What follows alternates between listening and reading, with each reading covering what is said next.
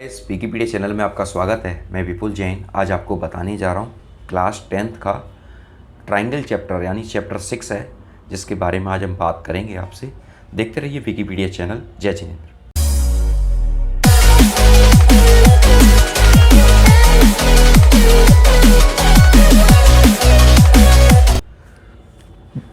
देखिए, triangle chapter, उसका नाम ट्राइंगल है। ट्राइंगल तो आपको जानते हो ट्राइंगल क्या होता है। ट्राइंगल तीन भुजाओं से घिरी आकृति को हम ट्राइंगल कहते हैं। ठीक है, तीन भुजाओं से घिरी आकृति को हम ट्राइंगल कहते हैं, जिसमें तीन कोण होते हैं और तीन भुजाएं होती हैं। ठीक है, आप ट्राइंगल की परिभाषा को समझ गए। ट्राइंगल किसे कहते हैं?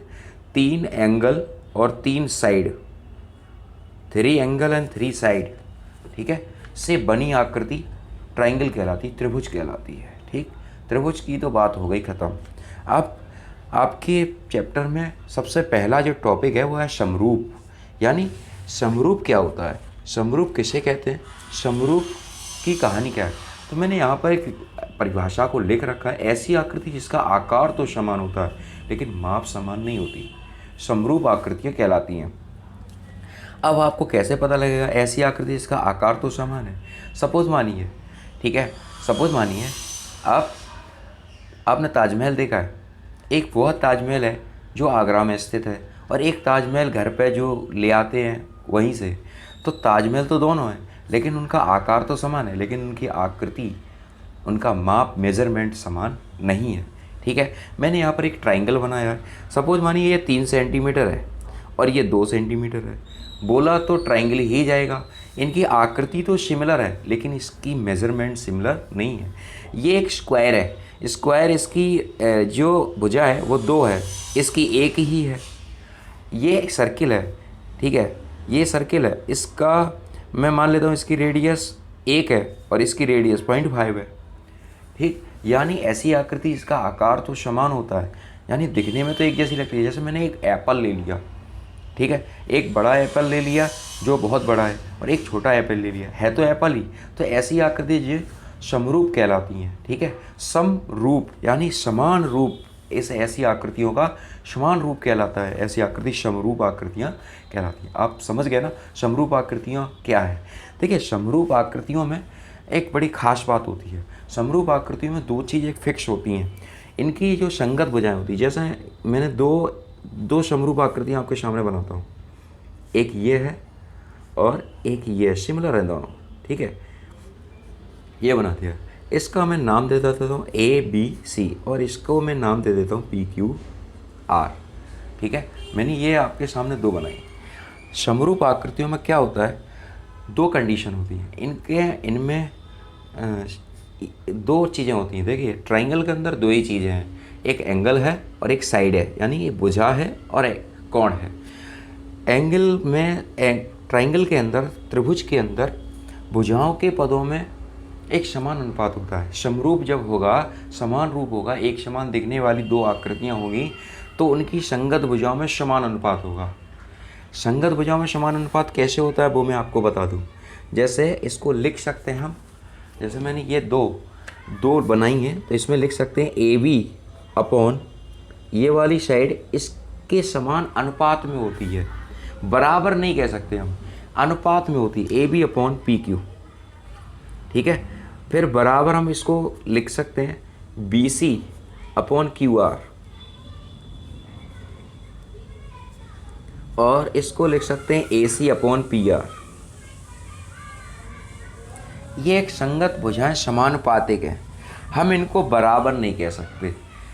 जब भी हम सिमिलर ट्राइंगल की बात या समरूप ट्राइंगल की बात करेंगे तो इस तरीके से इनका रेशियो होता है। ठीक, समरूप की आप भाषा समझ गए होंगे कि ऐसी आकृति जिनका आकार तो समान होता है लेकिन माप में, मेजरमेंट में वो समान नहीं होती, इक्वल नहीं होती। जैसे मैंने आपको एक सिंपल सा एग्जांपल दिया था कि एक ताजमहल जो शाहजहाँ ने बनवाया था, ठीक है, और एक ताजमहल जो छोटे मोटे कारीगर बना देते हैं, जिसे आप घर पर लेके आते परचेज करके 50-100 रुपये का। ठीक है, तो ताजमहल तो दोनों हैं लेकिन वो ताजमहल और इस ताजमहल की मेजरमेंट में ज़मीन आसमान का अंतर है। तो आकृति समरूप है, इसलिए हम उसे समरूप आकृतियाँ कहते हैं। इनमें समान अनुपात होता है, इनकी भुजाओं इनकी साइड में इस तरह का एक समान अनुपात होता है, हम इनको समान अनुपात कहते हैं। ठीक है, अब इनके एक संगत कोण भी बराबर होते हैं, जैसे एंगल ए बराबर होगा एंगल पी के। ठीक, एंगल ए बराबर है एंगल पी के, एंगल बी बराबर है एंगल क्यू के, और एंगल सी बराबर है एंगल आर के। ये इस तरह की सिचुएशन हमारे सामने चलती है। ठीक है, यह आवश्यक नहीं कि इनके कोण आपस में बराबर हो, लेकिन इनका अनुपात समानुपात होता है। ठीक है, आप मेरी बात को समझ गए। इनको भी हम इसी तरीके से लिखते हैं, angle A upon angle P. ठीक है, angle B upon angle Q, और इसको लिख सकते हैं angle C upon angle R. इस तरह की सिचुएशन में ये इसको लिखा जाता है। ठीक है, ये आपकी ट्रायंगल की परिभाषा हो गई। फिर अब जब इनके समरूप को जब भी प्रूव करेंगे हम किसी भी थ्योरम के अंदर, तो हमें ये दो चीज़ें आवश्यक रूप से ध्यान देखनी है, एक तो साइड और एक एंगल। ठीक है, हम ये नहीं कह सकते कि इनकी भुजाएं आपस में बराबर हो सकती हैं। ठीक है, लेकिन हाँ, समान अनुपात इनके अंदर होता है। ठीक, लेकिन जब समान अनुपात हो जाता है तो इनको हम कह सकते हैं कि ये बराबर है, लेकिन होती नहीं है बराबर। ठीक, चलिए अब आपको मेरी बात समझ में आ गई होगी। अब हम इसकी एक थेल्स की थ्योरम है वो हम आपको समझा दें। बहुत ही इम्पोर्टेंट थ्योरम थेल्स की प्रमेय, जिसे कहते हैं थेल्स प्रमेय। थेल्स प्रमेय क्या है? बहुत ही बढ़िया है। मैं यहाँ पर थेल्स की प्रमेय को लिख दे रहा हूँ। यदि किसी त्रिभुज की, यहाँ देखिए मैंने यहाँ थेल्स की प्रमेय को लिखा है, यदि किसी त्रिभुज का एक भुजा के समानांतर अन्य दो भुजाओं को भिन्न भिन्न बिंदुओं पर प्रतिच्छेद करने के लिए एक रेखा खींची जाए तो अन्य दो भुजाएं एक ही अनुपात में विभाजित हो जाती हैं। शायद आपको पढ़ के कुछ समझ में नहीं आ रहा होगा, मैं इसको आपको समझा दें। यदि किसी त्रिभुज, ये ट्रायंगल बना हुआ है ऑलरेडी, त्रिभुज की एक भुजा के समानांतर, ये भुजा है, इसके समानांतर अन्य दो भुजाएं ए बी और ए सी, भुजाओं को भिन्न भिन्न बिंदु, मैंने ये दो बिंदु लिए यहाँ पर, को प्रतिच्छेद किया। ठीक है, काटा, को एक रेखा खींची, इन दो बिंदुओं को काटने वाली मैंने एक रेखा खींची जो अन्य दो भुजाओं को एक अनुपात में विभाजित करती है, यानी A D upon B D और A E upon E C. ठीक है, मैंने दिया लिखा एक त्रिभुज ए बी सी जिसमें एक भुजा बी सी समानांतर है, दो भुजाओं को भिन्न भिन्न बिंदु डी और ई पर प्रतिच्छेद कर दी है, तो डी ई पैरेलल है बी सी के या बी सी पैरेलल है डी ए के। ठीक है, सिद्ध करना है A D upon B D बराबर A E upon E C. ठीक, रचना का जो काम है, मैंने यहाँ पर देखिए दो भुजाएं, ये यहाँ डी, बिंदु डी, इस पूरी भुजा ए सी पर हम लंब, हमने शीर्ष लंब डाला यहाँ से डी से एम, तो यहाँ में एम बिंदु मिला, और इस भुजा ए सी से इस भुजा पर शीर्ष लंब डाला तो ये एल बिंदु हमने दिया। ठीक है, बी को ई से तथा सी को डी से मिला दिया। ठीक, अब यहाँ मैंने लिखा है ई एल परपेंडिकुलर है ए डी पर, ये जो परपेंडिकुलर है, ठीक है, ए डी पर है, वैसे ये पूरी भुजा पर मैंने शीर्ष लंब डाला है ए बी पर। ठीक, मैं यहाँ पर ए डी अर्थात ए बी मैं लिख सकता हूँ, और डी एम परपेंडिकुलर ए ई नहीं ए सी आप पूरा लिखें तो आप ज़्यादा बेटर समझ में आएगा आपको। ठीक है, और बी को ई से, बी को ई से तथा डी को सी से मिलाया। ठीक, अब चलिए प्रश्न को हल करते हैं, कैसे करेंगे वो आप समझ लीजिए। यहाँ पर देखिए, सबसे पहले एक ट्राइंगल, ऊपर वाला ट्राइंगल से हम सॉल्व करते हैं। सबसे पहले त्रिभुज ए डी ई उठाते हैं, त्रिभुज ए डी ई से, ए डी ई में सबसे पहले अगर हम ये वाला हिस्सा उठा लें, मैं यहाँ से छोटा सा आपके सामने क्रिएट कर दे रहा हूँ जिससे आपको पूरी तरीके से समझ में आ जाए। ए डी ई, मैंने यहाँ से ये हिस्सा लिया, ये एक शीर्ष लंब यहाँ से डाला है, ये आपका एल है और ये आपका ई है। अब यहाँ देखिए ये है, ठीक, यहाँ पर हम डालेंगे ये शीर्ष लंब, तो ये ऊंचाई हो जाएगी और ये क्या हो जाएगा, आधार हो जाएगा। तो area of triangle A D E बराबर 1/2 आधार गुणा ऊंचाई। ठीक है, तो ये मिलेगा, आधार आपका ए डी हो गया और ऊंचाई हो गई ई एल, समीकरण नंबर 1। ठीक, समझ में आ गई बात। Area of triangle A D E. अब दूसरा ट्राइंगल उठाते हैं।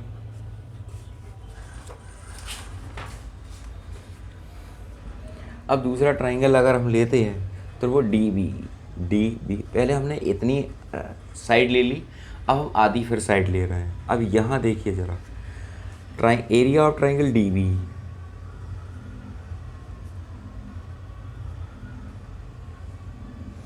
डी बी ई।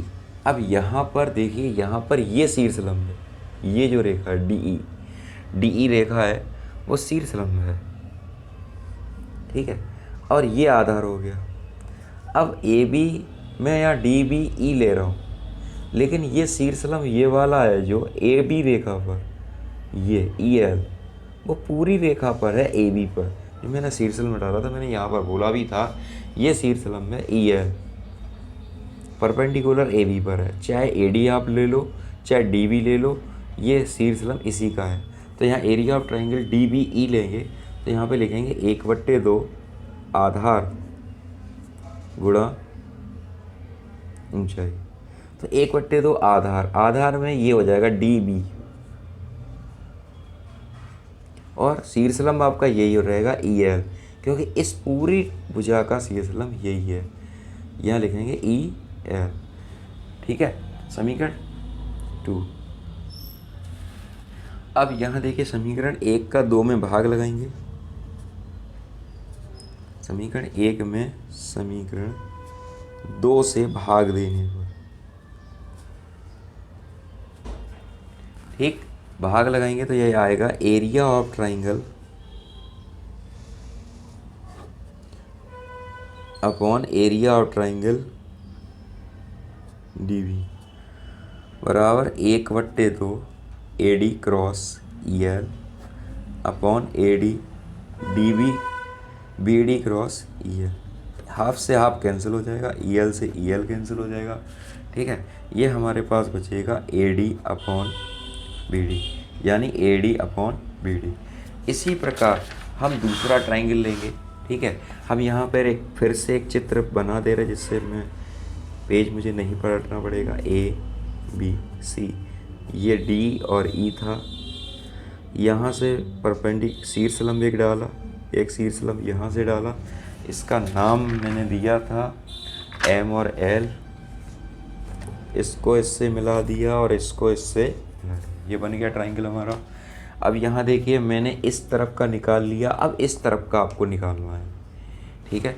तो यहाँ पर फिर से हम ट्राइंगल ए ई डी लेंगे, पुनः ट्राइंगल ए ई डी से, ठीक है। Area of triangle A E D क्या हो जाएगा, देखिए ज़रा, area of triangle A E D क्या हो जाएगा, ज़रा देखिए। Area of triangle A E D बराबर 1/2 आधार गुणा ऊंचाई, ठीक है। तो ये क्या हो जाएगा, 1/2 आधार हमारा। अब देखिए ए डी, पहले हमने ए बी साइड ली थी, अब हम साइड ले रहे हैं ए सी। तो ए सी साइड में सबसे पहले हम आधार हमारा ए ई हो जाएगा और ऊंचाई आपकी डी एम हो जाएगी, ठीक है। अब एरिया, अब ये नीचे वाला ट्राइंगल लेंगे, डी ई सी लिख लो, कुछ भी लिख सकते हो आप। Area of triangle D E C, यहाँ पर भी यही फॉर्मूला लगाएंगे, 1/2 आधार गुणा ऊंचाई, ठीक है। अब यहाँ पर देखिए ज़रा, 1/2 आधार हमारा है इस भुजा के लिए सी ई सी या सी ई, और ऊंचाई वही शीर्षलंब डी एम हो जाएगा, क्योंकि पूरी भुजा का है शीर्षलंब, चाहे भुजा आधी ली जाए चाहे इतनी ली जाए, शीर्षलंब तो वही रहेगा, ठीक है। समीकरण नंबर 3 और समीकरण नंबर 4। समीकरण 3 का समीकरण 4 में भाग लेने पर, 3 का समीकरण 4 से भाग देने पर, ठीक है। या लिखेंगे area of triangle A E D upon area of triangle D E C, ठीक है। अब यहाँ पर लिखते हैं तो ये आ रहा है हाफ ए ई क्रॉस डी एम, और ये बचेगा 1/2 सी ई क्रॉस डी एम से डी एम कैंसिल हो गया, हाफ से हाफ कैंसिल हो गया, ये बचा ए ई अपॉन सी ई। ठीक है, area of triangle A E upon area of triangle D E C. ठीक, ये आ गया। अब यहाँ ज़रा देख लीजिए, मैंने दो ट्राइंगल लिए हैं ए ई डी और ये लिया डी ई सी। ठीक है, एक प्रमेय होती है और यहाँ देखिए D E B B E D और ये बच रहा है ए डी, यानी ट्राइंगल ए ई डी बराबर लिख सकते हैं ट्राइंगल ए ई डी बराबर है बी डी ई बराबर हो जाएगा triangle D E area area area D E C. Friends, मैंने ये लिखा है A E D triangle B D E और डी ई सी। देखिए मैं क्यों लिख रहा हूँ आपके सामने, मैंने ये क्यों लिखा है, ये लाइन से हमें क्या मैसेज मिल रहा है। हमें इस लाइन से ये मैसेज मिलता है कि जब भी कोई त्रिभुज का एक आधार समान होता है, यानी एक ही आधार पर अगर दो त्रिभुज तीन त्रिभुज बनते हैं तो उसका क्षेत्रफल आपस में बराबर होता है। जब क्षेत्रफल उनका आपस में बराबर हो जाएगा तो उनकी ये संगत भुजाएं भी आपस में बराबर हो जाएंगी। तो इसका आया था A D upon B D, देखिए A D upon B D, और ये इसका आया था ए ई अपॉन सी। ठीक है फ्रेंड्स, ये आपकी थेल्स की प्रमेय प्रूव होती है। फिर भी अगर आपको कोई समस्या रह जाती है तो विकिपीडिया चैनल के माध्यम से अपनी समस्या को हमारे सामने ज़रूर रखें। देखते रहिए विकिपीडिया चैनल। जय जिनेंद्र।